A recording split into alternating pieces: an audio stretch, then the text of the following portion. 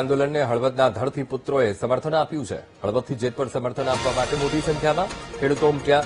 મોટી સંખ્યામાં હળવદથી ખેડૂતો અને વેપારીઓ સમર્થન આપવા માટે રેલીમાં જોડાયા। આગામી દિવસોમાં ન્યાય નહીં મળે તો ગુજરાત બંધનું પણ એલાન કરવાની ચીમકી ઉચ્ચારવામાં આવી છે।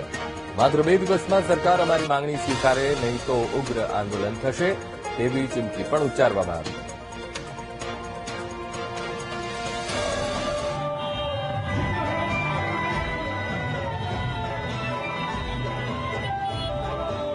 મોરબી જિલ્લાના જેતપરના ખેડૂતો છેલ્લા 14 દિવસથી વિવિધ માંગણીઓને લઈને અનશન બેઠા છે। ખેડૂતોની એક જ માંગ છે, વીજપોલનું યોગ્ય વળતર આપે, કામ તાત્કાલિક ધોરણે બંધ કરવામાં આવે, પરંતુ માંગ સ્વીકારાતી નથી, જેને લઈને જ અલગ અલગ જિલ્લાઓ અને અલગ અલગ શહેરોમાંથી સમર્થન મળી રહ્યું છે। મોટી સંખ્યામાં તમે જે પ્રકારે દ્રશ્યો જોઈ રહ્યા છો, હળવદથી રેલી નહીં પરંતુ રેલો નીકળ્યો હોય તે પ્રકારે હાલ તો દ્રશ્યો જોવા મળી રહ્યા છે।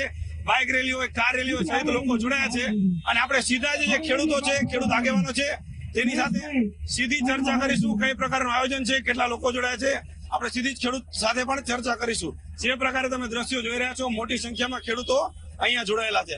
શું તમારું નામ છે, શું લાગે છે? મારું નામ ધવલ જયંતિલાલ પટેલ, ગામ રાણકપર। અને આજે 14 દિવસથી જે અનશન ઉપર ઉતર્યા છે અને કઈ સરકાર એનો જવાબ નથી દેતી, આ એનું પરિણામ છે। હજી પણ જવાબ નહીં દે, હજી પણ આ જ તાનાશાહી રીતે એનું વલણ અપનાવશે તો હજી આનાથી બહોળી સંખ્યામાં ખેડૂત અને વેપારીઓ, જે અત્યારે વેપારીઓ, હળવદના વેપારી, માર્કેટયાર્ડના અમુક સભ્યો તથા જિજ્ઞેશભાઈ જેવા આગેવાન ખેડૂત જે આટલી બહોળી સંખ્યામાં ભેગા કરીને અત્યારે જે અમે જેતપર જઈ રહ્યા છીએ, એનો ખૂબ ખૂબ ધન્યવાદ વેપારીઓનો અને યાર્ડનો।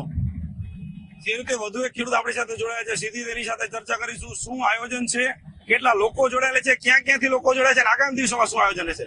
અત્યારનું ખાસ કરીને આયોજન તો જે છેલ્લા 14 દિવસથી જેતપર ખાતે ધરણા કરી રહ્યા છે ખેડૂતો, એને પણ ના થાય એની 6 માંગો સ્વીકારવામાં આવે, એના માટે તાકાતની શક્તિનું પ્રદર્શન કરી સરકાર સુધી અવાજ પહોંચે એવી રીતના અમે આગળ આ કાર્યક્રમ કર્યો છે।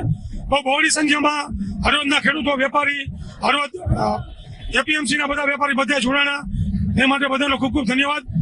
કાલના દિવસ એટલી વધારે 3 તારીખ સુધીમાં જો આ નહીં થાય તો કાલ પરમ દિવસે કંઈક નવા જૂની ગુજરાત બંધનું એલાન, એલાન ખેડૂત આગેવાનો આપશે એવું મારું માનવું છે। જે પ્રકારે ખેડૂતો કહી રહ્યા છે, 14 દિવસથી કોઈ પણ પ્રકારની માંગ સ્વીકારવામાં આવતી નથી અને આગામી દિવસોમાં જો માંગ સ્વીકારવામાં નહીં આવે તો ગુજરાત બંધનું પણ એલાન આવી શકે છે। વિશાલ જયસ્વાલ, વીટીવી ન્યૂઝ, હળવદ।